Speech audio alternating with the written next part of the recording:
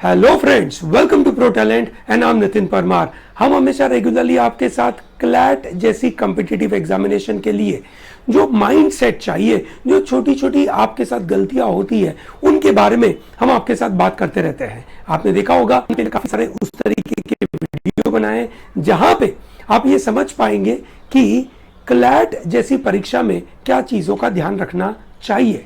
आज हम एक मुद्दा उठाएंगे कि हमारी जो मिस्टेक्स होती है, वो मिस्टेक्स को सबसे पहले हम आइडेंटिफाई कैसे करें। Okay, that is the first thing. सबसे बड़ी परेशानी हमें पता ही नहीं होता कि हमारी मिस्टेक्स क्या है। ठीक है, नंबर 1। नंबर 2, मिस्टेक्स आइडेंटिफाई हो गई, उसके बाद सिर्फ आइडेंटिफिकेशन से कुछ नहीं होता, उसको ओवरकम कैसे किया जाए, उसके ऊपर काम कैसे किया जाए, उसके ऊपर बात करते हैं दोस्तों। सबसे पहली चीज दोस्तों, आपकी गलतियां आपको कैसे पता चलेगी? आप नॉर्मल क्वेश्चन सॉल्व करोगे वहां से पता चलेगी? कभी नहीं। आपकी गलतियां आपको पता चलेगी कि जब आप एक पूरा 2 घंटे का मॉक लिखोगे तब, या कोई एक सेक्शन का सेक्शनल टेस्ट लिखेंगे तब।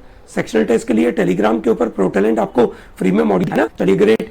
ठीक है, या तो आप फुल लेंथ मॉक लिखिए या तो सेक्शनल टेस्ट लिखिए। ओके, और उसके द्वारा उस टेस्ट के बाद आप आइडेंटिफाई करिए कि आपकी गलतियां क्या है।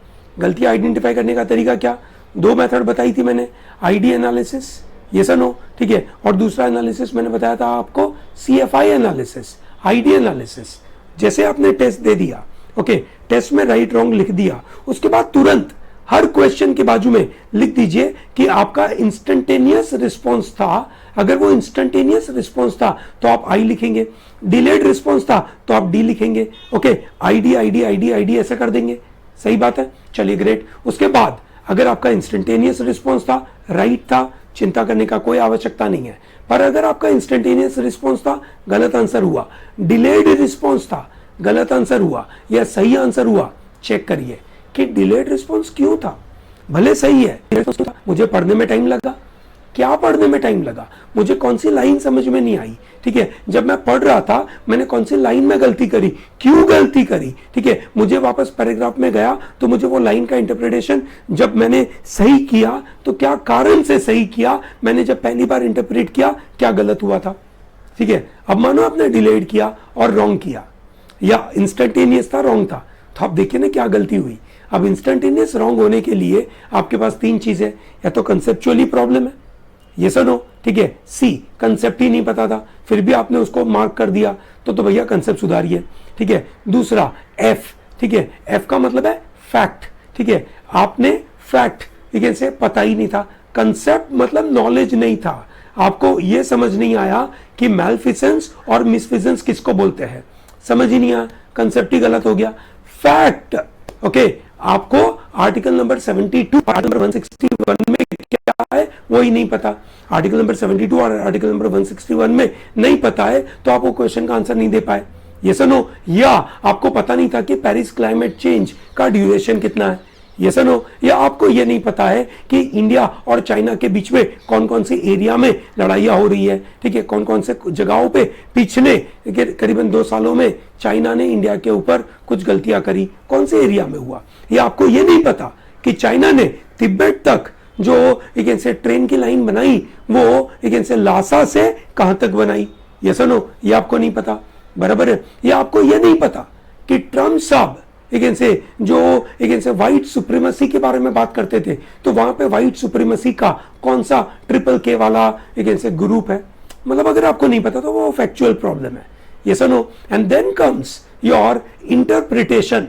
ठीक है, you couldn't interpret in a right manner, like liberal and libertarianism, आप इंटरप्रेट नहीं कर पाए, यस और नो। ठीक है, आप ये इंटरप्रेट नहीं कर पाए कि जो सेंटेंस दिया गया था उस सेंटेंस का रियल मतलब क्या हुआ।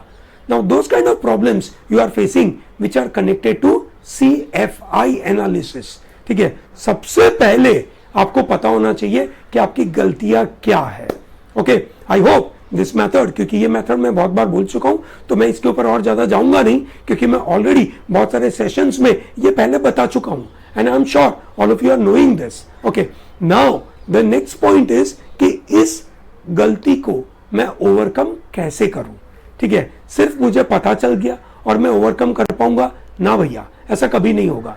ओके, ऐसा कभी नहीं होगा।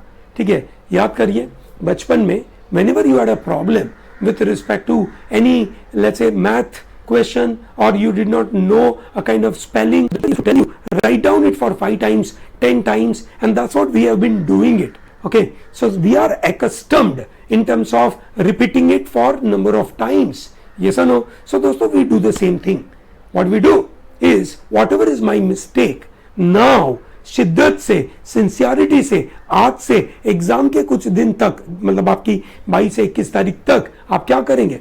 आपकी जो भी गलतियां हुई उन गलतियों को अच्छे से 2 बार लिख देंगे। जो भी गलती आज से आप करते हो, ठीक है, अभी से 2 बार लिख देना है। भले वो फैक्ट की गलती हो, फैक्ट आप लिख दोगे। ये सुनो, आपको याद ही नहीं आता। मैथ का गलती हो, 2 बार लिखेंगे, समय लगेगा। दोस्तों समझिए, what I am training you for one more important part. भले आपको समय लगेगा, आप थोड़ा सा पेशेंस डेवलप करेंगे by, you can say, repeating those questions. ठीक है, those questions 2 times. आप बोलेंगे कि सर मुझे वो वर्ड नहीं समझ में आया था, तो मैं क्या करूं? वो वर्ड का क्या मतलब है? भाई वर्ड का मीनिंग ये हुआ, 2 बार लिख दीजिए ना। ठीक है, अपने हाथों से जब वर्ड लिखोगे ना, एग्जाम के दिन आएगा, प्रॉब्लम नहीं होगा। ठीक है, तो 2 चीज आपके साथ होगी, एक पेशेंस डेवलप होगा, दूसरा आपकी जो गलतियां है उसको सुधारने का मौका आएगा। आप बोलेंगे सर मेरे थॉट प्रोसेस में गलती थी, ठीक है, मैं वो लॉजिक आइडेंटिफाई नहीं कर पाया। कोई नहीं, आप लिखिए ना, आप क्या लॉजिक आइडेंटिफाई नहीं कर पाए। ठीक है, कि ये सेंटेंस का ये मतलब होता था, इससे ये इंटरप्रेट होता था, और उससे ये कंक्लूजन आता था। ठीक है, वो स्टेप तो होंगे ना दिमाग में, वो स्टेप तो लिख दीजिए दिमाग के आप एक कागज पे अच्छे से। ठीक है, now this will help you a lot. दोस्तों, हमारी गलतियां क्या है वो आइडेंटिफाई करना is a very crucial part, और उस गलतियों को सुधार कर इस तरीके से दिमाग में डालना, कभी भी उसके ऊपर गलतियां ना करें दूसरी बार। यह चीज का ध्यान रखना बहुत जरूरी है, और इसीलिए मैं आपके लिए ये वीडियो लाया था जहां पे मैं आपको फोकस दिलाना चाहता हूं कि भैया आप अपनी गलतियां ना करें। This is very important. Okay, चलिए ग्रेट दोस्तों, और गलतियां अगर करते हो तो उसको सुधारने का तरीका मैंने आपको बताया। Okay, so I hope this is helping you. अगर आपको ऐसी चीजें मदद आती है तो आप मुझे बताइए कि आपको किस तरीके की परेशानियां होती है क्लैट के आखिरी के कुछ दिनों में। I will be more than happy to make videos for you for those kind of content. Okay, make sure that you like this video, subscribe to our channel, and tell to large number of people to be part of Pro Talent. Not only this channel on YouTube but also on a channel of Telegram जहां पे हम आपको daily free content दे रहे हैं। Okay, I hope this will help you a lot, and all the best.